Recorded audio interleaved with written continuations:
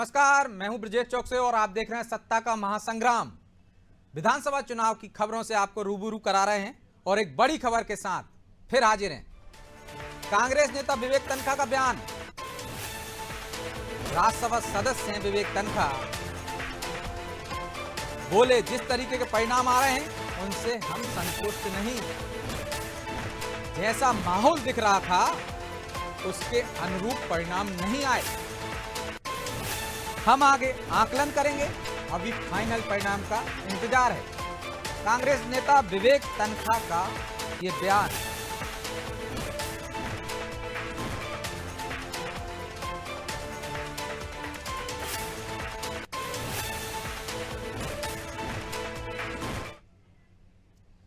ग्वालियर से भी एक बड़ी खबर आ रही है। बीजेपी प्रत्याशी प्रद्युम्न सिंह तोमर आगे 7000 वोट से आगे चल रहे हैं। तोमर दतिया से भी बड़ी खबर, 5746 वोट से कांग्रेस आगे। मध्य प्रदेश शिवराज सरकार में नंबर 2 की हैसियत रखने वाले नरोत्तम मिश्रा गृह मंत्री पीछे चल रहे हैं। दिग्गज नेता हैं नरोत्तम मिश्रा,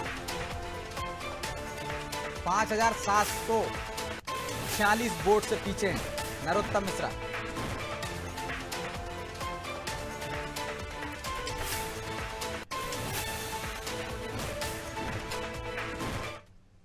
अब रायसेन जिले की सांची से आ रही खबरें से आपको बता देते हैं। सांची से बीजेपी के प्रभुराम चौधरी आगे चल रहे हैं, 30,000 वोट से आगे हैं प्रभुराम चौधरी। उपचुनाव में भी सर्वाधिक मतों से जीत दर्ज कराई थी। उदयपुरा से बीजेपी के नरेंद्र शिवाजी पटेल भी आगे चल रहे हैं। नरेंद्र शिवाजी लगभग 14,000 मतों से आगे हैं। भोजपुर विधानसभा सीट से सुरेंद्र पटवा आगे हैं, लगभग 26,000 मतों से पटवा आगे हैं। सिलवानी में कांग्रेस के देवेंद्र पटेल आगे हैं, लगभग 6,700 वोटों से पटेल आगे चल रहे हैं।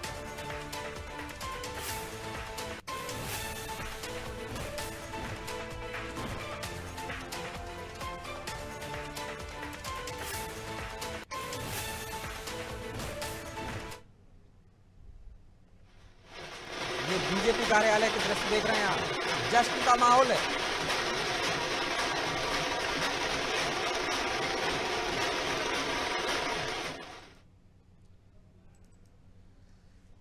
कांग्रेस दफ्तर में कमलनाथ दिग्विजय सिंह मौजूद हैं। चुनाव बार रूम में दिग्विजय सिंह, कमलनाथ, विवेक तनखा मौजूद हैं। बंद कमरे में नेताओं की चुनाव परिणाम पर नजर है। शुरुआती रुझान देखकर बार रूम का कमरा हुआ बंद। मध्य प्रदेश में कांग्रेस की स्थिति पर नेताओं ने साधी चुप्पी। कैमरे के साथ अंदर अलाउ नहीं कर रहे हैं कांग्रेस के बड़े नेता।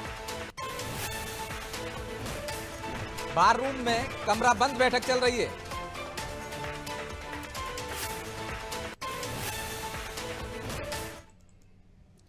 मंडला से भी बड़ी खबर आ रही है। मंडला से कांग्रेस की पहली जीत। कांग्रेस प्रत्याशी नारायण सिंह ने जीत दर्ज की। मध्य प्रदेश में कांग्रेस को पहली सफलता मिली है। पहली खबर कांग्रेस के लिए। मंडला से कांग्रेस के प्रत्याशी नारायण सिंह जीत गए हैं।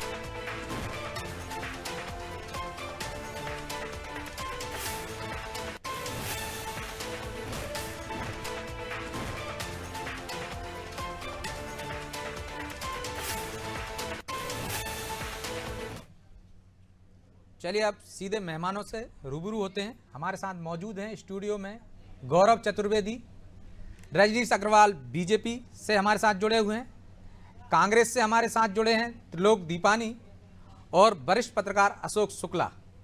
आप सभी का बहुत बहुत स्वागत है। रजनीश जी, चेहरे पर खुशी साफ नजर आ रही है। जिस तरह के एग्जिट पोल आए थे उससे एकदम उलट परिणाम। जिन्होंने बढ़त दी थी आपको, पूर्ण बहुमत नहीं प्रचंड बहुमत दिया था, उन पर सवाल उठाए जा रहे थे। अब क्या कहेंगे आप? देखिए, इतनी जोरदार जीत के बाद में निश्चित तौर पर प्रसन्नता भी होगी, खुशी भी होगी, उल्लास भी होगा, सब कुछ होगा। और जो कह रहे थे कि नहीं जीत रहे हैं, उनके आंकड़े, उनका आकलन वो जाने। अगर आपकी बातचीत मुझसे हुई हो, कई पत्रकार मित्रों के साथ में मेरी बातचीत हुई है, कई पत्रकार मित्रों ने तो मेरे से लिखित में लिया है, रिटन में लिया है। 5-5, 6 पत्रकारों के ग्रुप में मैंने बातचीत की, तो उनको पता है कि जो हम लोग आकलन कर रहे थे, उस आकलन के करीब भारतीय जनता पार्टी की जीत का आंकड़ा दिखाई पड़ रहा है। इसमें हमें नहीं, उन लोगों को ये आश्चर्य लगता होगा जिन लोगों का अनुमान नहीं था। दरअसल गप्पों में बनाना, गप्पों में हराना, गप्पों में जिताना, इनपुट नहीं होना, नीचे जनता से कनेक्ट नहीं होना, जो नीचे के स्तर पर कार्यकर्ता जनता से संपर्क रहता है, उससे बातचीत नहीं होना, तो ये चाहे वो राजनेता हो, चाहे वो मीडिया में हो, चाहे किसी एजेंसी में हो, वो सही आकलन नहीं कर पाता। और इसीलिए जब एग्जिट पोल भी आए, 2 एजेंसियों ने इतने बड़े अनुमान व्यक्त किए, तो उन पर सवाल खड़े कर दिए। तो अरे भैया, वो कोई चुनाव आयोग तो थे नहीं कि आप उन पर सवाल खड़े करोगे कि पक्षपात कर रहे, वो तो एक एजेंसी थे, अपनी बात कह रहे थे। तो मुझे लगता है कि जो सच्चाई है, वो सच्चाई सामने आ रही है, जनता का जनादेश है, इसमें कहीं कोई संदेह किसी को नहीं होना चाहिए। और ये मध्य प्रदेश की धरती में ये बात बहुत स्पष्ट तौर पर दिखाई पड़ रही थी, जो पढ़ना जानता है। जरूरी नहीं है कि शब्दों से कोई बताए कि हम भाजपा का समर्थन कर रहे हैं, भाजपा को वोट दे रहे हैं। ये हर बार जरूरी नहीं होता कि कोई मुंह से केवल ये बताए सीधा सीधा। इसलिए तो त्रिलोक जी, नब्ज नहीं पकड़ पाए, जमीनी हकीकत से रूबरू नहीं थे आप, एसी कमरों में बैठ के सोशल मीडिया पर सक्रिय रहे, शायद यही वजह रही जो रजनीश जी कह रहे हैं, जनता से नहीं जुड़ पाए, गारंटी पे भरोसा नहीं हुआ आपकी। 8 से 9 राउंड की केवल गिनती हुई है, जिसमें कई जगह हमारे 50% लोग ऐसे हैं जो 2000 से आगे या पीछे चल रहे हैं। जब तक अंतिम परिणाम आएंगे, निश्चित रूप से आप देखेंगे कि हमारा बहुमत आपको दिखाई देगा। जहां तक चुनाव लड़ने का सवाल है, जिस सक्रियता से और जिस प्रकार से एक दूसरे के साथ मिलकर दिग्विजय माननीय या कमलनाथ जी हो, उन्होंने जिस प्रकार से चुनाव का संचालन किया और उम्मीदवारों का चयन किया, जिसमें हम अभी तक आशान्वित हैं कि अभी हमारी बहुमत मिलेगा और हमारी जीत होगी। तो जहां तक भारतीय जनता पार्टी का सवाल है, तो मैं कहता हूं कि जो लाडली लक्ष्मी योजना को जिन्होंने बहुत ज्यादा प्रचारित किया, तो उसको 18 साल के बाद लागू करना और उसके एवज में योजना है, जैसे वृद्धा पेंशन हो, विधवा पेंशन हो, विकलांग पेंशन हो, इस तरह की 6 योजनाओं का पैसा बंद कर देना, ये मार्च महीने से, अप्रैल से आज अक्टूबर तक नहीं मिला। और लोगों को आपने लूटा, 1150 रुपए का सिलेंडर दिया और अंतिम दिनों पे आप कहते हैं कि 450 रुपए का सिलेंडर देंगे, बहनों को रोजगार देंगे, बहनों को वजीफा देंगे, बहनों को घर देंगे। इस प्रकार से, जिस प्रकार से भ्रमित किया, और साथ ही साथ तो ये भी तो हो सकता है, आप कह रहे भ्रमित किया, ये भी हो सकता है ना, भरोसा किया, आप पर भरोसा नहीं किया उन्होंने। त्रिलोक जी, भ्रमित करने का इन्होंने जो कार्य किया है, उसके कारण से ही इस प्रकार से बराबरी का रिजल्ट आ रहा है। त्रिलोक जी, ये भी तो हो सकता है दूसरे शब्दों में कि भरोसा किया, आप पर भरोसा नहीं किया। जी ब्रजेश जी, जी बोलिए। ब्रजेश जी, मेरी बात सुन रहे हैं? हाँ सुन रहे हैं, बोलिए रजनीश जी। ब्रजेश जी, मेरी बात सुन रहे हैं? सुन रहे हैं, बोलिए, आपकी आवाज आ रही है रजनीश जी, बोलिए।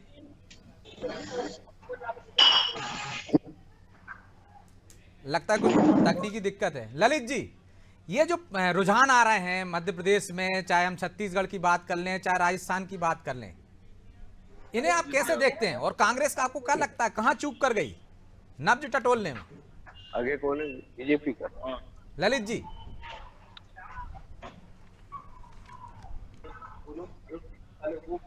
लगता है उनकी आवाज नहीं आ रही।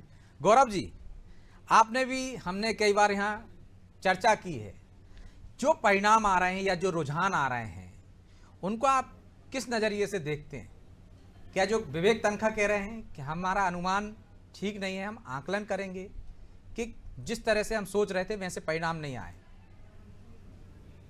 राजेश जी, जनादेश हमेशा स्वीकार योग्य होना चाहिए, और विवेक तनखा जी जो बात कह रहे हैं, उस बात में भी जरूरी है कि अब उन्हें भी आकलन करने की जरूरत है, भारतीय जनता पार्टी को भी आकलन करने की जरूरत है, हम मीडिया साथियों को भी आकलन करने की जरूरत है, जैसा रजनीश जी अभी कह रहे थे। और हम जो पिछले 1.5-2 साल से लगातार हम सारे मीडिया साथी जो घटनाक्रम भाजपा में घटित होते देख रहे थे, जिसके आधार पर हम सब रिपोर्टिंग कर रहे थे, उसके आधार पर मैं ये कह सकता हूं कि इस तरह के रुझान की उम्मीद नहीं थी जो रुझान आपको और हमको अभी दिखाई दे रहा है। और अब आकलन करने की वाकई में जरूरत है कि क्या, तो इसका तो मतलब ये भी निकलता है ना गौरव जी कि मीडिया भी अब जनता की नब्ज नहीं पहचान पा रही है। नहीं ब्रजेश या जी, कुछ लोग नहीं पहचान पा रहे। ब्रजेश जी, इस पे मैं ये कहना चाहूंगा कि चूंकि उन रणनीतिकारों जो हम आधार बना रहे थे वो भाजपा कार्यकर्ताओं से बात करके बना रहे थे, भाजपा नेताओं से बात करके बना रहे थे, भाजपा के रणनीतिकारों से बात करके बना रहे थे। भाजपा के रणनीतिकारों को भी ये उम्मीद नहीं थी, रजनीश जी को भी ये उम्मीद नहीं रही होगी कि इतना बम्पर रुझान मिलेगा। मिला, वो बधाई के पात्र हैं। अब इस बात का आकलन करने की बात कर रहा हूं मैं कि इस ट्रेंड को आगे तक कैसे आपको बनाकर ले जाना है। कांग्रेस को भी इस बात का आकलन करना चाहिए कि कहां उनकी चूक हुई है, कहां उनसे गलती हुई है। लेकिन जो हमने देखा है, जिस तरीके से कार्यकर्ताओं का मान सम्मान पार्टी नहीं रख पा रही थी, या जिस तरीके से पार्टी के अंदरूनी राजनीति गुटबाजी में उलझ गई थी, या जो आम जनता के बीच में जो इशू थे, भारतीय जनता पार्टी और संघ के पदाधिकारियों का एक सर्वे आपने और हमने सभी ने चर्चा की है, छापा भी है कि 70-80 सीटें जहां जीतना बता रहे थे वहां पर 150 सीटों पर जाना, यानी इसका मतलब है कि 4 महीने के अंदर जो मेहनत पार्टी ने की है, सरकार ने की है, उसका रुझान मिला है। ये स्वागत योग्य है और इस पर आगे भी काम करने की आवश्यकता है। तो 4 महीने में पासा पलट दिया बीजेपी ने स्वाभाविक तौर पर। और कांग्रेस कहां चूक कर गई इन 4 महीनों में? कांग्रेस वहीं चूक कर गई। कांग्रेस ये मानकर चल रही थी कि जनता के अंदर जो असंतोष है वो हमको चुनाव जिताएगा, जबकि उस असंतोष को दूर करने में लाडली बहना ने और भी कई योजनाएं रही, और जिस तरीके का मैनेजमेंट भाजपा ने किया, अपने कार्यकर्ताओं को जिस तरीके से साधा, उसके कारण इतना बड़ा परिणाम आया। ये सिर्फ कोई एक योजना की जीत कहें वो भी नहीं है, एक समग्र जो मेहनत की गई है वो जीत है और उसका परिणाम। जिस तरह से रुझान आ रहे हैं वो निश्चित तौर पर किसी एक योजना की वजह से नहीं आ रहे, क्योंकि तमाम जगह से, तमाम क्षेत्रों से समर्थन मिलता दिख रहा है बीजेपी को। अशोक शुक्ला जी, क्या कांग्रेस ओवर कॉन्फिडेंस में मात खा गई? जिस तरह के पहले सर्वे आ रहे थे कि उसको बढ़त है, लेकिन 4 महीने में बीजेपी ने पासा पलट दिया। लाडली बहना, प्रधानमंत्री नरेंद्र मोदी, शिवराज सिंह चौहान और दिग्गजों को मैदान में उतारकर। अशोक जी, कांग्रेस ओवर कॉन्फिडेंस में तो नहीं थी, कांग्रेस नहीं जब मालूम थी, लेकिन कांग्रेस का जो सबसे बड़ा जो एक कमजोर पक्ष है और जिनको आगे लेकर वो चुनाव लड़ने जा रही थी, उन्हीं की वजह से तो सत्ता गई थी। 2018 उसको सरकार बनाने का मौका मिला था और वो अपने पार्टी के एक बड़े नेता जो सिंधिया थे, अगर तो मुझे लगता है कि सरकार अब तक 5 वर्ष में देखेंगे जो 2020 के बाद का जो कांग्रेस का रवैया था, तो वो प्रतिपक्ष की भूमिका में थोड़ा कर पाए और न कोई एक ऐसा चेहरा, सर्वमान चेहरा वो जनता के सामने लेकर आए जिसे जनता। लेकिन इस बार लग रहा था कि बिंद से उनको बढ़त मिलेगी, वहां पे कुछ पाने के लिए मामूली बढ़त की जा रही है। अभी जो नतीजे आ रहे हैं, जो रुझान आ रहे हैं,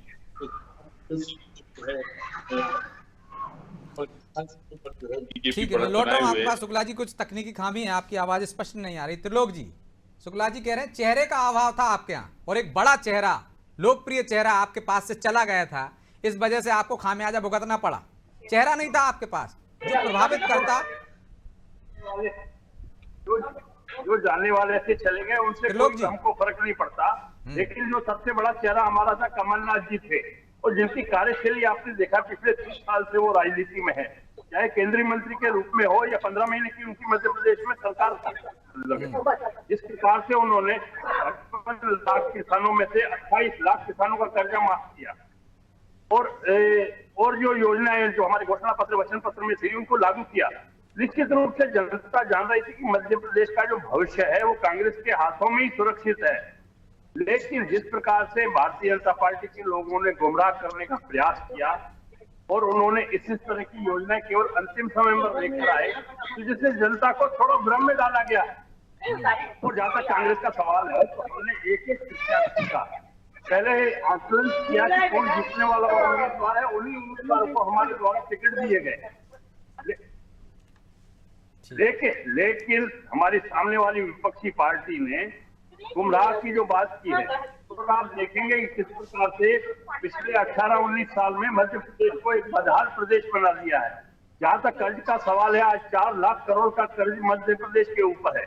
जिस प्रकार से कुपोषण के कारण बच्चे मर रहे हैं और जिस प्रकार के घपले घोटाले 250-300 जो हमारे पास साक्ष्य के रूप में मौजूद है, इस प्रकार से घपले घोटाले हुए हैं। रिश्वतखोरी और भ्रष्टाचार पूरे मध्य प्रदेश में पनप रहा था। उसके बावजूद भी जनता जागरूक थी, जनता का रुझाव कांग्रेस की तरफ था। लेकिन अंतिम समय में गुमराह उनको किया गया धर्म के नाम पर, और जिस प्रकार की योजनाएं कि हम ये लाएंगे, तो इस प्रकार से जनता को थोड़ा भ्रमित किया गया। तो उसका हो सकता है उनको थोड़ा सा लाभ मिला हो, लेकिन जब आप देखेंगे अंतिम परिणाम आएंगे तो निश्चित रूप से कांग्रेस की बढ़त आपको मिलेगी, कांग्रेस की सरकार मध्य प्रदेश में बनेगी। चलिए, अंतिम परिणाम आएंगे, उसके बाद क्या होगा हम आपको बताएंगे, लेकिन एक बड़ी खबर से आपको रूबरू करा देते हैं। पीसीसी के बार रूम का ताला बंद हो गया है। तीसरी मंजिल पर किसी को जाने की अनुमति नहीं है।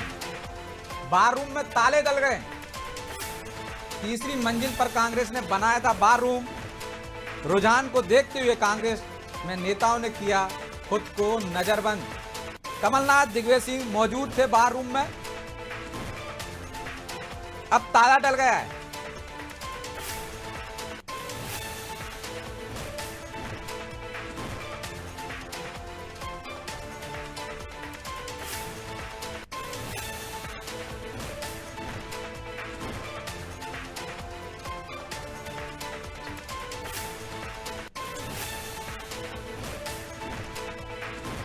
तो पीसीसी के बार रूम में ताला डल गया है।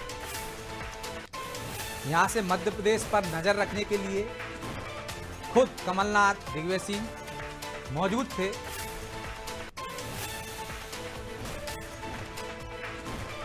लेकिन अब लगता है कांग्रेस ने हार मान ली। जिस तरह से बार रूम में ताला डाल दिया गया,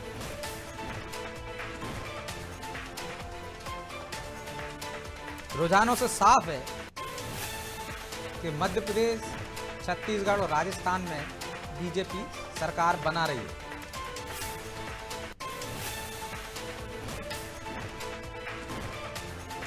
बीजेपी में जश्न का माहौल है, पीसीसी में तालाबंदी शुरू हो गई है। चलिए, अब हाई प्रोफाइल सीटों के बारे में आपको बता देते हैं। वहां कौन आगे है, कौन पीछे है। इसके लिए चलते हैं न्यूज रूम 2 में, जहां पारुल आपको बताएंगी कहां क्या सी स्थिति है।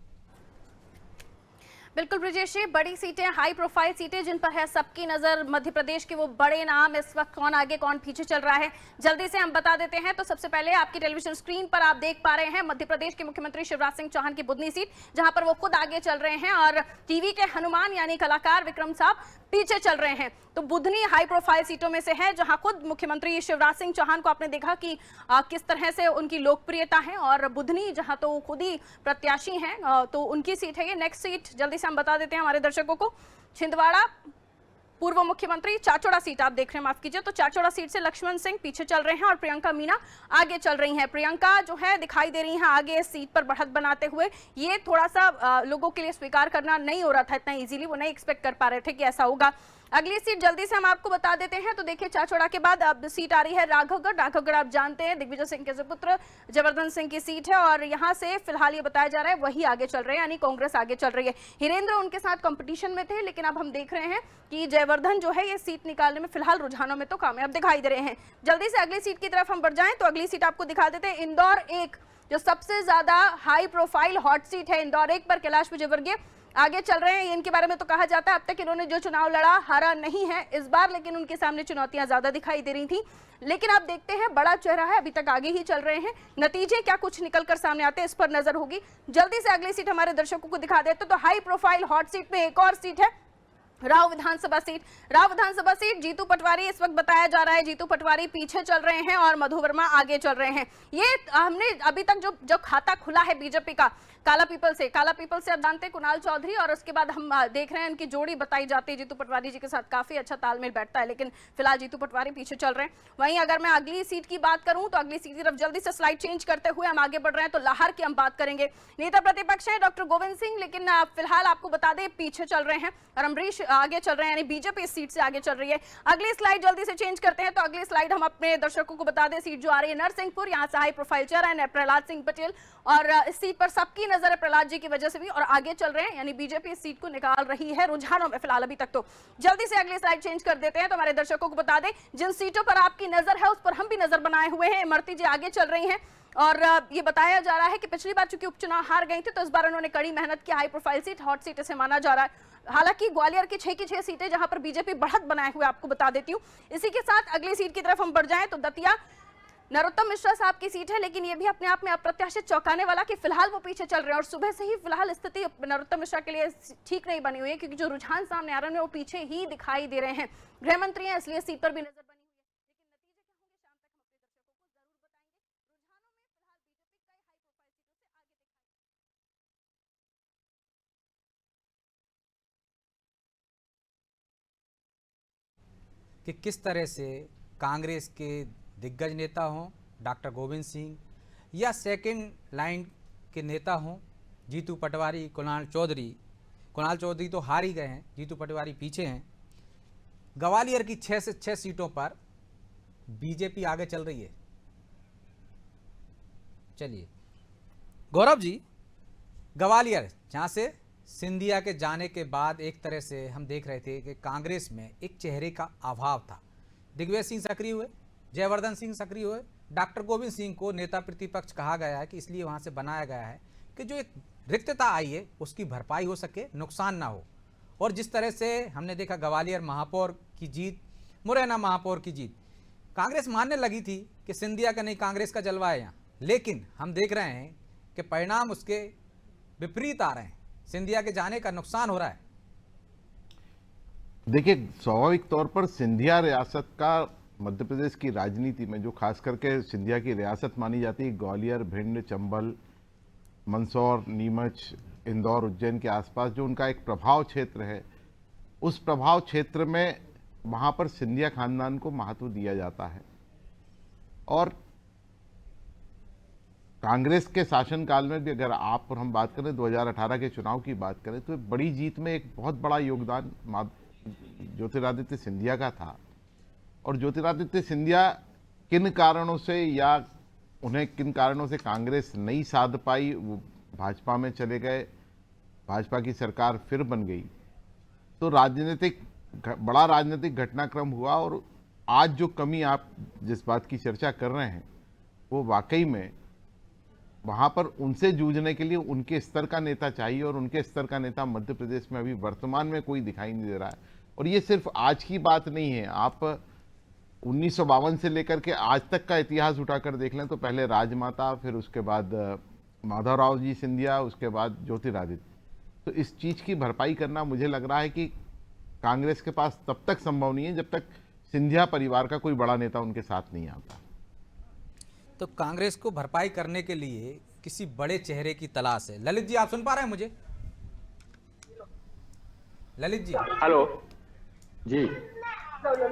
ललित जी, मालवा में भी जिस तरह से बीजेपी ने हमने देखा है कि दिग्गजों को मैदान में उतारा था, उसका असर भी दिख रहा है इंदौर में भी, और हमने ग्वालियर चंबल में भी देखा, बिंद में भी देखा, बुंदेलखंड में, महाकौशल में भी देखा। क्या ये दांव सफल रहा बीजेपी का, सांसदों को मैदान में उतारना, केंद्रीय मंत्रियों को मैदान में उतारना? हाँ, आप आवाज आ रही? हेलो जी बोलिए। ये दाव जो है वो बिल्कुल बीजेपी ने बहुत प्लान योजनाबद्ध तरीके से उन्होंने किया था। और जब आप किसी एक बड़े नेता को उतारते हैं तो उसका असर केवल उसकी सीट पे नहीं होता है, वो आसपास की 8-10 सीटों को प्रभावित करता है। और इस तरह अगर आपने 8-10 लीडर मैदान में उतार दिए हैं तो स्वाभाविक है आसपास की 30, 40, 50 सीटों को प्रभावित करते हैं वो। जैसे आप इंदौर का उदाहरण लें, अगर आप कैलाश विजयवर्गीय जी को उन्होंने इंदौर 1 से मैदान में उतारा था, वो खुद तो भारी भरकम अभी जीत ही रहे 30-40,000 वोटों से, लेकिन उन्होंने पूरा निवाड़ बेल्ट को भी कवर किया। वो उन्होंने इतना योजनाबद्ध तरीके से चुनाव लड़ा कि वो आधा दिन निमाड़ के विधानसभाओं में जाते थे, सबसे मिलते थे, सभाएं संबोधित करते थे और सेकंड हाफ में अपनी विधानसभा संभाल लेते थे। तो उसका बहुत फर्क पड़ा और ये एक बेहतर बीजेपी की रणनीति थी, मेरा ऐसा मानना है। और ये जो परिणाम आप देख रहे हैं, खासतौर से मालवा निवाड़ में 66 सीटों में से 50 पे अभी रुझान में बीजेपी आ गई, जो बहुत बड़ा, मेरे ख्याल से बहुत बड़ी उपलब्धि है बीजेपी की, क्योंकि पिछली बार मालवा निवाड़ ने ही बीजेपी को निराश किया था। तो बीजेपी ने जिस तरह से टाइमली अपने आप को अपडेट कर लिया, 3-4 महीनों में जो एक हवा चली, जो तमाम सारे सर्वे आए, प्री पोल सर्वे की कांग्रेस की सरकार आ रही है, तो मुझे ऐसा लगा कि बीजेपी उससे कहीं, कांग्रेस कहीं उससे कंफर्ट जोन में चली गई थी कि हम तो आ ही रहे हैं, और बीजेपी उससे चौकन्ना हो गई थी। और दोनों दलों के बीच में जो बहुत बड़ा फर्क है वो संगठन का है। बीजेपी के संगठन और कांग्रेस के संगठन में बहुत बड़ा फर्क है। और तमाम सारे जितने भी उन्होंने जो 2 महीना 3 महीना पहले भी 50-60 सीटें घोषित कर दी थी, उसका बहुत फर्क पड़ा। मतदाताओं को प्रत्याशियों को पर्याप्त अवसर मिल गया अपने नाराज कार्यकर्ता, एक कहीं ये चीज थी बीजेपी के अंदर की, कार्यकर्ता नाराज हैं अपनी ही पार्टी से, तो उनको मनाने का अवसर मिल गया। जो कार्यकर्ता, दूसरे लीडर नाराज थे, जो दावेदार थे संभावित, उनसे डिस्कशन किया। और सबसे बड़ी बात ये बीजेपी के, जो मैं तारीफ करना चाहूंगा, कि बड़े नेताओं ने कोई ईगो नहीं पाला।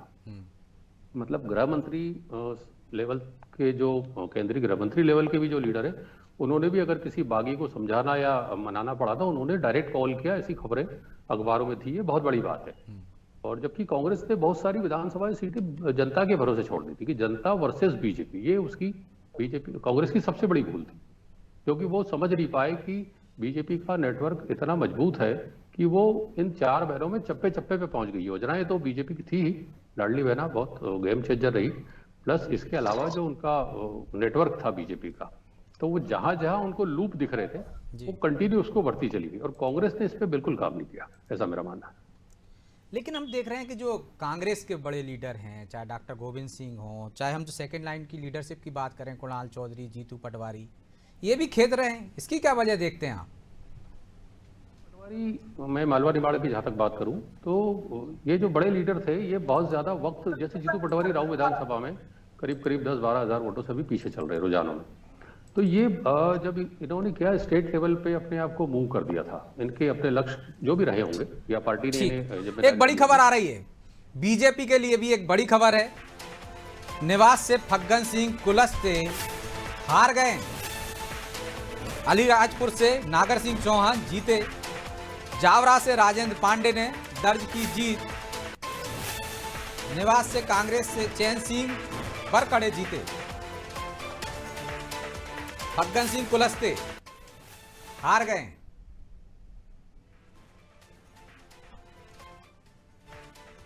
फग्गन सिंह कुलस्ते सहित सांसदों को मैदान में उतारा था बीजेपी ने, लेकिन ये बड़ी हार है। निवास से फग्गन सिंह कुलस्ते हार गए हैं। बीजेपी के लिए पहली एक बुरी खबर आई है। उनके बड़े नेता माने जाते हैं फग्गन सिंह कुलस्ते।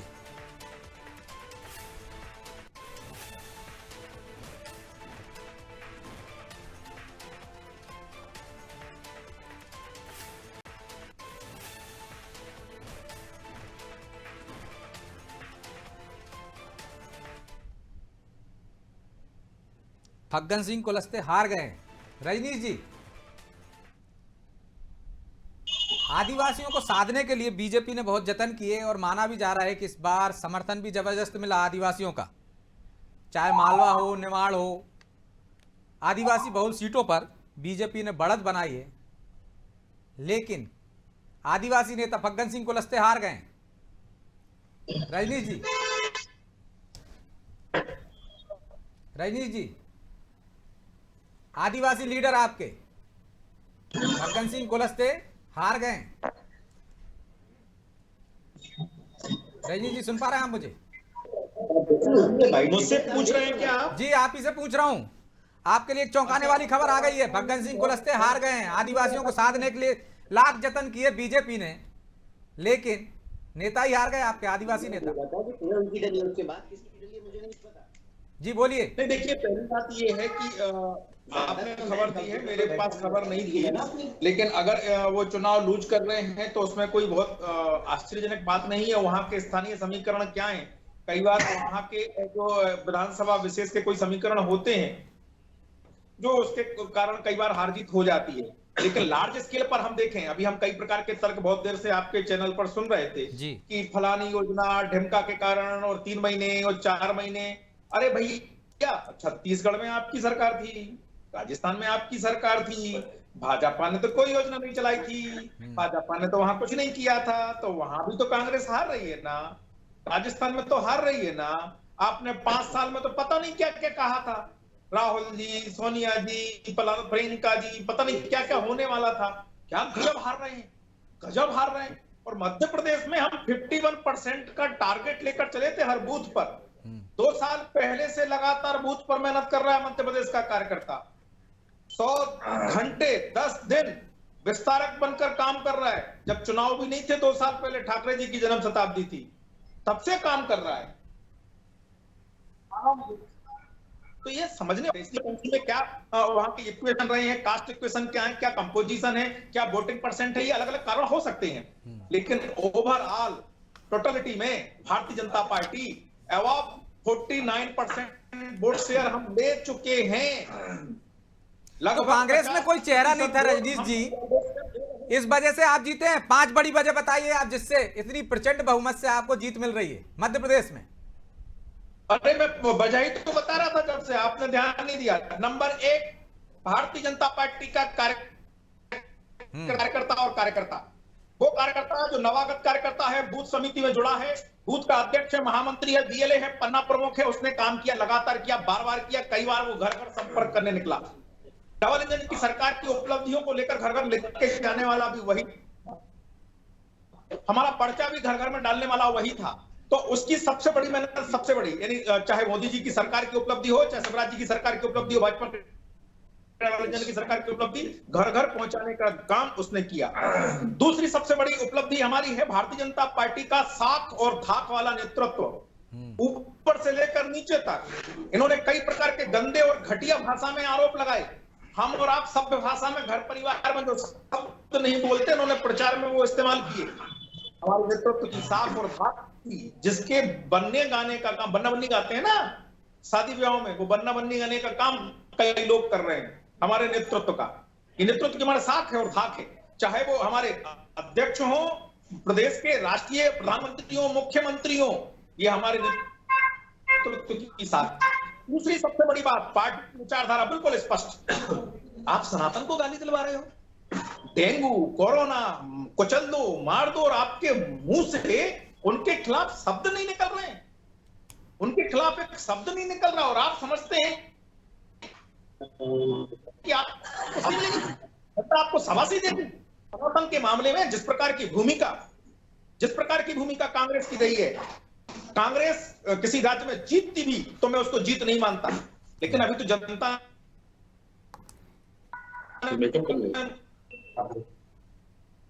को अपनी, आप उनको सत्ता के हो। तो तीसरी सबसे बड़ी बात ये थी। चौथी सबसे बड़ी बात, हालांकि हर सरकार में होती है, लेकिन गारंटी, जो मोदी जी कहते हैं ना, मोदी गारंटियों की गारंटी है। हमने खाते में टक से पैसा डाले, पहुंचे 1000 रुपया महीना किसानों को पहुंच रहा है। महिलाओं को लाडली बहना केवल 3 महीना 6 महीना पहले आई और सक्सेस हो गई। ये सब 41 लाख महिलाओं को मालिकाना हक मकान का मिलना सामान्य घटना समझ रहे हो। प्रधानमंत्री आवास योजना में मध्य प्रदेश में 41 लाख महिलाओं को आवास योजना में मालिकाना हक पुरुष के बराबर दिया, जिनको लोग मायके या ससुराल वाले निकाल देते, जिनके बच्चों के साथ में कहां उनका ठिकाना होगा, कहां वो रहेंगी, इनका आप जरा पूछ के देखिए। उस क्लास में जिस क्लास योजना प्रधानमंत्री आवास योजना में मालिकाना हक देने का काम सामान्य घटना नहीं है। महिला से पूछो, उस बहन से पूछो, उस बेटी से पूछो, लेके लोटा लेके बाहर जाना पड़ता था। कि आपको लगता है यार ये शौचालय तो मुद्दा हो सकता है? नहीं, ये बड़े बड़े पत्रकार भी इस बात को आकलन नहीं कर सकते, क्योंकि मैं क्षमा करिएगा, ये एकेडमिक ढंग से चीजों को सोचना अलग होती है, लेकिन उस मानस को पढ़ना अलग। धुआं को लेकर चूल्हे पर रोटी बनाने वाला मुद्दा हमने उज्ज्वला कनेक्शन दिया, ये बहुत लोगों को हल्का लगता है। मजाक पड़ाई कांग्रेस ने, कुछ मीडिया के लंबड़दारों ने मजाक पड़ाई, खुद मजाक बन रहे, फिर कह रहे कैसे हो गया, ये कैसे हो गया? अरे जनता से कनेक्ट रहोगे, जनता से जुड़ के रहोगे तो आप, मैं कह रहा हूं कि कई मीडिया के मित्रों को मैंने लिख के दिया था कि रिजल्ट आने वाला है। कई लोगों को, आपके साथ में गौरव जी साझेदार हैं, गौरव जी से मेरी चर्चा हुई थी, जब गौरव जी को मैंने कहा था, और मैंने ये भी कहा था कि 150 से अगर हम क्रॉस कर गए तो हम कहां रुकेंगे, हमें भी नहीं पता। गौरव चतुर्वेदी जी से मेरी कई बार इस मुद्दे पर बात हुई और जिलेवार बात हुई है, गौरव जी इस बात को एडमिट करेंगे। तो ये जो जनता से कनेक्ट होता है, अपने कार्यकर्ताओं से जुड़ा होता है, वो इस बात को मानता है। अब ये बेकार की बात है, कोई मतलब नहीं है। इसलिए मैंने कहा छत्तीसगढ़ में क्या हुआ, राजस्थान में क्या हुआ, वहां तो आपकी सरकार योजना चला रही थी, ओपीएस आएगा, ओपीएस के कारण ये दिक्कत हो गई है भाजपा में। कर्मचारी, अरे कर्मचारियों ने आपने लिफाफे खुले, लिफाफे खुल के धनाधन वोट भाजपा को, कर्मचारियों ने आशीर्वाद दिया। अरे कौन सी दुनिया में रहते हो भैया? ये एजेंसी वालों के कहने से चलोगे कांग्रेसियों, और अपने कार्यकर्ताओं पर विश्वास नहीं करोगे, राजनीति नहीं कर पाओगे। ये कानून गोलू और पता नहीं कौन कौन जो नाम बताते हैं, और भी कौन कौन है, मुझे को तो नाम पूरे ध्यान भी नहीं है, वो आपको कर्नाटक से आके यहाँ ज्ञान दे रहे प्रकार के कांग्रेस के, वो पीछे खड़े होकर ताली बजा रहे, भाई साहब सही कह रहे हैं तो, और उनकी बात को आप आगे बढ़ा रहे हो, तो खारिज हो गए। जनता पर नब्ज कांग्रेस की न कभी थी, न कभी है, न कभी रहने वाली। कमलनाथ जी का क्या है, उड़ के चले जाएंगे। इसलिए मैंने कहा कि मध्य प्रदेश में भारतीय जनता पार्टी की रीति नीति, नेतृत्व, धाक और साख, डबल इंजन की सरकार की उपलब्धि, उनके साथ संपर्क, मुझे कहने में गौरव होता है कि जो लाडली बहनों की आप बात कर रहे हैं, उससे संगठन ने 27 बार 27th टाइम्स संपर्क किया है। कल्पना कर सकते हो? तो लाभार्थी बनना और उसको वोट में तब्दील होना एक लंबी चेन होती है, एक पूरी प्रक्रिया होती है। तो उस प्रक्रिया को निभाते हुए हमने शुभचिंतक, समर्थक से वोटर बनाने की जो प्रक्रिया निभाई है, उस संगठन का कार्यकर्ता, बूथ पर काम करने वाला कार्यकर्ता लगा है, वो 10 लाख से ज्यादा, बूथ समिति का कार्यकर्ता 17 लाख से ज्यादा, हमारा अर्धपन्ना प्रमुख, उसने काम किया है। तो संगठन, नेतृत्व, लोकप्रियता, विकास की योजनाएं, लाभार्थी वर्ग, ये तमाम चीजें गिनाई हैं त्रिलोक जी, रजनीश जी ने। जो जीत का सेहरा बंधा है वो यूं ही नहीं बंधा, मेहनत की है, संगठन की ताकत लगी है, संगठन के कार्यकर्ता ने काम किया। आपसे जानेंगे, लेकिन आपने कहा था कि भ्रम फैलाया है 4 महीने में, तो छत्तीसगढ़ में, राजस्थान में क्या हुआ? वहां तो आपकी सरकार थी। इसका जवाब लेंगे, लेकिन पहले कृष्णा गौर जी को सुना देते हैं, क्या कह रही हैं वो।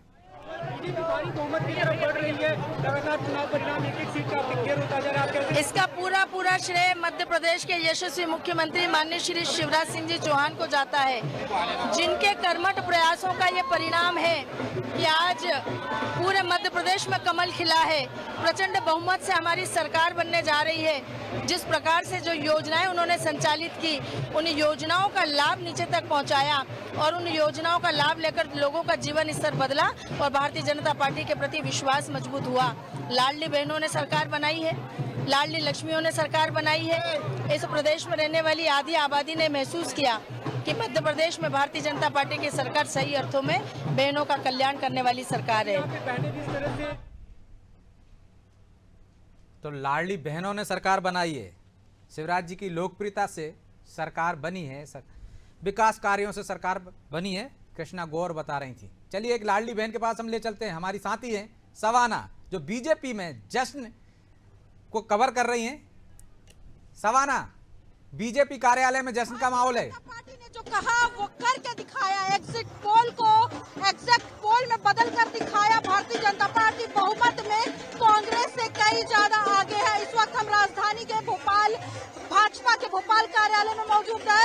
चारों तरफ जो है भाजपा के जो कार्यकर्ता है धूम मचा रहे। अभी कुछ देर पहले बीडी शर्मा भी यहाँ पर डांस करके गए। आप देखेंगे चारों तरफ किस तरीके से ढोल नगाड़े के साथ भारतीय जनता पार्टी के जो कार्यकर्ता है वो डांस कर रहे हैं। यहाँ पे मामा की जो लाडली बहन है, ये भी देखिए किस तरीके से डांस कर रही है। तो भारतीय जनता पार्टी में अमित शाह ने पार्टी के नेतृत्व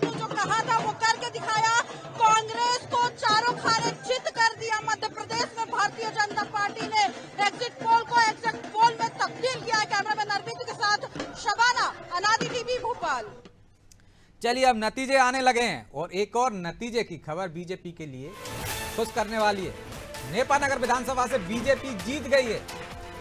मंजू राजेंद्र दादू 44,805 मतों से जीती। कांग्रेस की गेंदूबाई चौहान को हराया। बड़े मार्जिन से जीत दर्ज की है मंजू राजेंद्र दादू ने।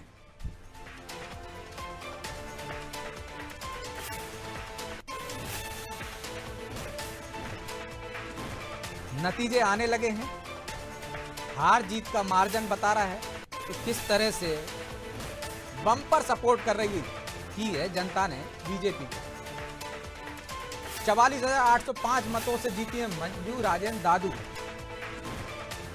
जो रुझान आ रहे हैं उसमें भी अंतर बड़ा आ रहा है।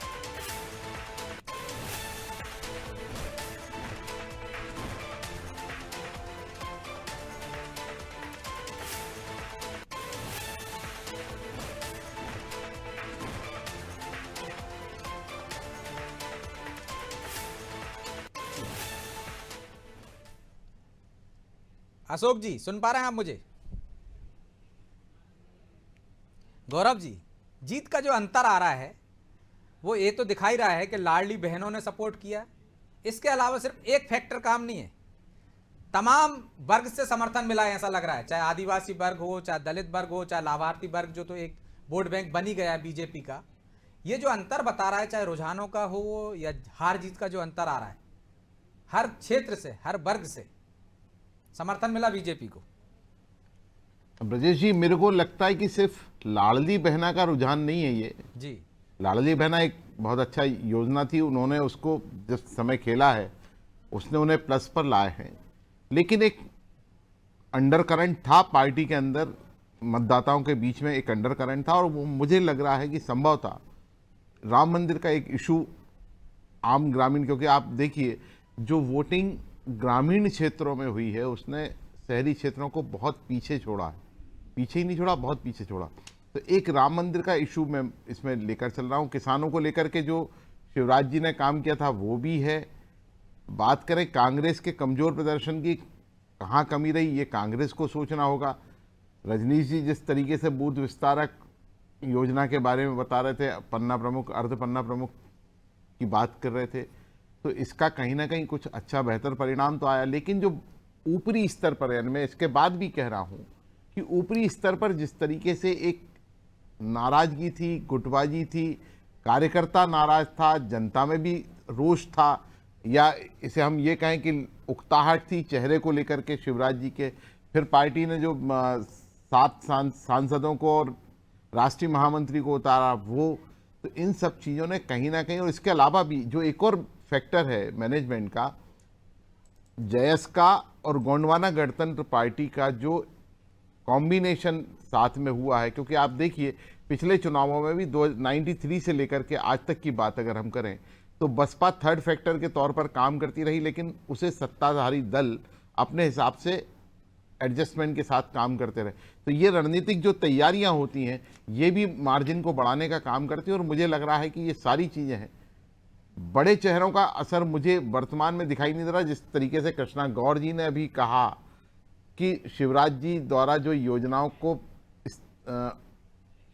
सुव्यवस्थित तरीके से संचालित किया गया, ये उसकी जीत है। तो एक सबसे बड़ा कारण तो हम इसको अभी वर्तमान में ये लेकर चलेंगे। ठीक है, चलिए एक और बड़ी खबर बता देते हैं आपको। बीजेपी के लिए एक और खुश होने वाली खबर आ गई है। पन्ना विधानसभा से बीजेपी ने जीत दर्ज कर ली है। बीजेपी प्रत्याशी ब्रजेंद्र सिंह जीते हैं। ब्रजेंद्र प्रताप सिंह ने जीत दर्ज की है।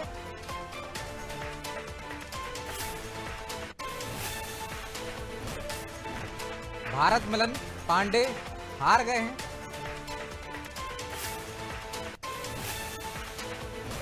कांग्रेस के लिए एक और झटका।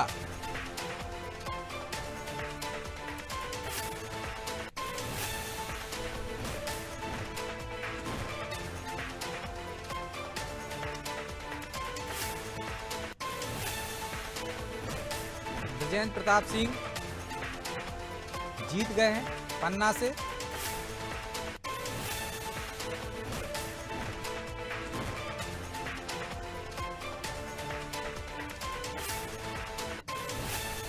कांग्रेस को एक और झटका।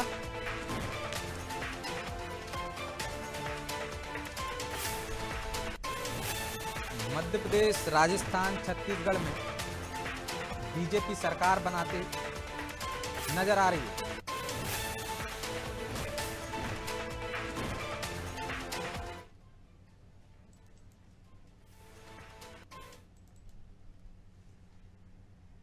एक और बड़ी खबर बुरहानपुर से आ रही है। बुरहानपुर और खंडवा में बीजेपी जीत गई है। बुरहानपुर से बीजेपी की अर्चना चिटनिस जीती। खंडवा से बीजेपी की कंचन तन्वे जीती। बुरहानपुर जहां त्रिकोणीय मुकाबला माना जा रहा था, बीजेपी ने जीत दर्ज कर दी है।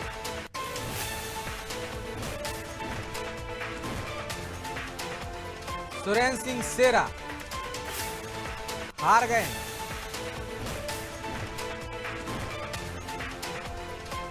बुरहानपुर में अर्चना चिटनिस ने जीत दर्ज की है। यहां बीजेपी के बागी हर्ष चौहान मैदान में थे। पूर्व प्रदेश अध्यक्ष बीजेपी के नंद कुमार सिंह चौहान, नंदू भैया के बेटे हर्ष ने बगावत की थी। बावजूद अर्चना चिटनिस ने जीत दर्ज की है। खंडवा से बीजेपी की कंचन तन्वे जीती हैं। कांग्रेस के क्षेत्रीय छत्र अरुण यादव का क्षेत्र माना जाता है ये।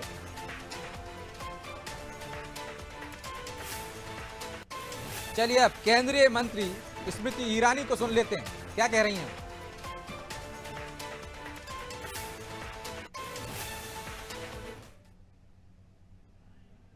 वो कर रहा था, पार्टी ने फिर कहा विधानसभा में आ जाओ, तो विधानसभा में आ गया। पार्टी जहां भेज देगी वहां चला जाऊंगा।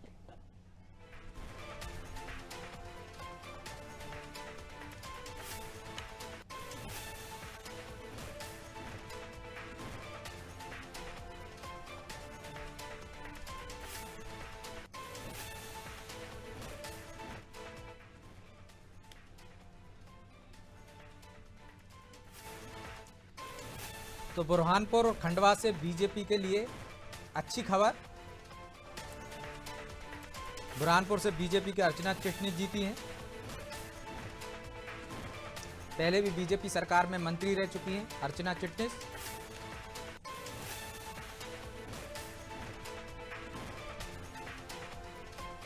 खंडवा से भी अच्छी खबर बीजेपी के लिए, कंचन तन्वे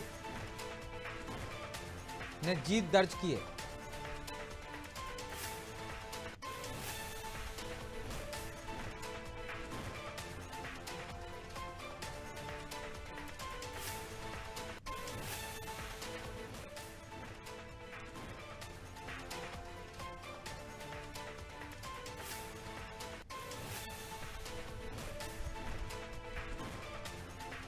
रुझान अब परिणाम में तब्दील होने लगे।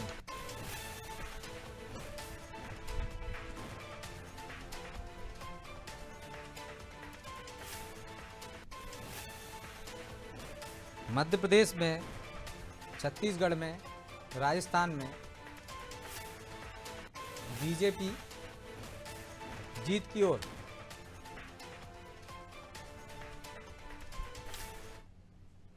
गौरव जी, मध्य प्रदेश की बात के बाद हम छत्तीसगढ़ चलते हैं, जहां पर हम देख रहे थे किस तरह से सनातन का झंडा लेकर भूपेश बघेल चल रहे थे। राम पद गमन की बात करें या राम मंदिर बनवाने की बात करें, कई मंदिर उन्होंने बनवाए थे। मध्य प्रदेश में भी सनातन को लेकर कांग्रेस आगे बढ़ रही थी, लेकिन लोगों को कांग्रेस का सनातन और धर्म में आस्था पसंद नहीं आई। इसी तरह हम यदि फ्री वीज की जो योजना है, आप लाडली बहन का मध्य प्रदेश में बात कर रहे हैं कि उससे उनको सफलता मिली है, एक मान लिया जाए एक कारण ये भी है, तो राजस्थान में भी गहलोत सरकार ने बहुत सारी फ्री वीज की योजनाएं शुरू की थी, वहाँ क्यों असर नहीं दिखा इसका? ब्रजेश जी, हम अगर लंबे समय से देखें तो राजस्थान का एक ट्रेंड रहा है, वहाँ जो भी सरकारें रही उन्होंने अच्छे काम किए, चाहे वसुंधरा जी की सरकार रही हो या अशोक गहलोत की जब सरकार रही हो।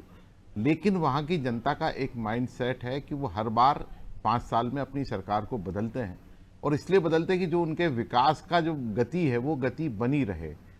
तो राजस्थान के ट्रेंड को लेकर के हम बहुत ज़्यादा नहीं कह सकते, लेकिन आप एक बात और देखिए कि राजस्थान में जो परिणाम आ रहे हैं उन परिणामों में मध्य प्रदेश जैसी स्थिति कांग्रेस की नहीं है कि बहुत पीछे हो। एक ऐसी स्थिति पे है कि जहां पर वो मुकाबले में खड़ी हुई नजर आती है। मध्य प्रदेश में तो कांग्रेस मुकाबले में खड़ी हुई नजर ही नहीं आ रही है। बात हम छत्तीसगढ़ की करें तो छत्तीसगढ़ में भी मुकाबले में थी, मुकाबले के बाद वो पीछे गई और वहां पर सरकार बीजेपी की बन रही। लेकिन छत्तीसगढ़ में हम देख रहे हैं कि तमाम रुझान पहले आए हों, जो सर्वे हुए हों पहले, उसमें भूपेश बघेल सरकार को बढ़त थी। तो मध्य प्रदेश में भी पासा पलट दिया, छत्तीसगढ़ में भी। देखिए, अगर रुझान की बात करें, जो पिछले 1.5 साल 2 साल से रुझान पर सर्वे हो रहे थे, आकलन किए जा रहे थे, संभावनाएं व्यक्त की जा रही थी हार जीत की, तो जो जीत रहा था वो हार गया यहाँ पर, जो हार रहा था वो जीत गया है। ऐसी छत्तीसगढ़ की स्थिति रही। या वो गलतियां कहाँ हैं पार्टी के अंदर, कहाँ हैं राजनीतिक दलों में गलतियां, कहाँ हैं राजनीतिक दलों ने क्या चीज़ें सुधारी हैं, इसका विस्तृत विश्लेषण तो चुनाव के बाद कर पाएंगे, पूर्ण परिणाम आने के बाद। निश्चित तौर पर कांग्रेस को भी आत्ममंथन करने की जरूरत है और बीजेपी को सफलता मिली है, उसकी वजह क्या रही है, बीजेपी भी इस पर और इस टेम्परामेंट को आगे किस तरह से बरकरार रखेगी, इस पर उसे विचार करने की जरूरत है, क्योंकि लोकसभा चुनाव आएंगे इसके बाद। आप सभी मेहमानों चर्चा में शामिल हुए, इसके लिए बहुत बहुत धन्यवाद। बीजेपी सुजालपुर से इंदर सिंह परमार जीत गए। बीजेपी के लिए एक और अच्छी खबर, पांडुना से विधानसभा से कांग्रेस की जीत दर्ज की है। सुजालपुर से इंदर सिंह परमार जीते हैं। पांडुना से कांग्रेस प्रत्याशी नीलेश उइके जीते। बीजेपी और कांग्रेस के लिए एक एक जीत की खबर। इंदर सिंह परमार जीत गए।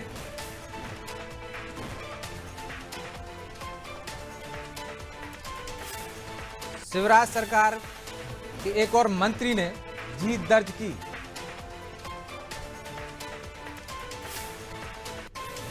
सुजालपुर से इंदर सिंह परमार जीत गए। बीजेपी के लिए एक और सफलता, सुजालपुर से आई खबर।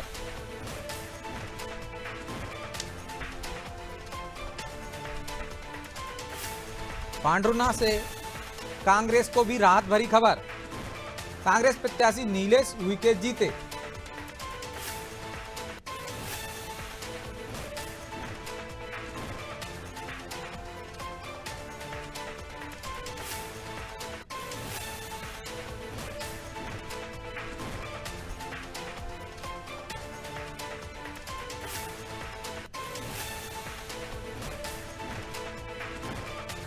तो ये सुजालपुर से खबर आई थी, बीजेपी के लिए अच्छी खबर है। शिवराज सरकार में मंत्री इंदर सिंह परमार जीत गए हैं। विधानसभा की ताज़ा खबरों से, चुनाव के परिणामों से आपको रूबरू कराते रहेंगे। एक ब्रेक के बाद फिर हाजिर होते हैं।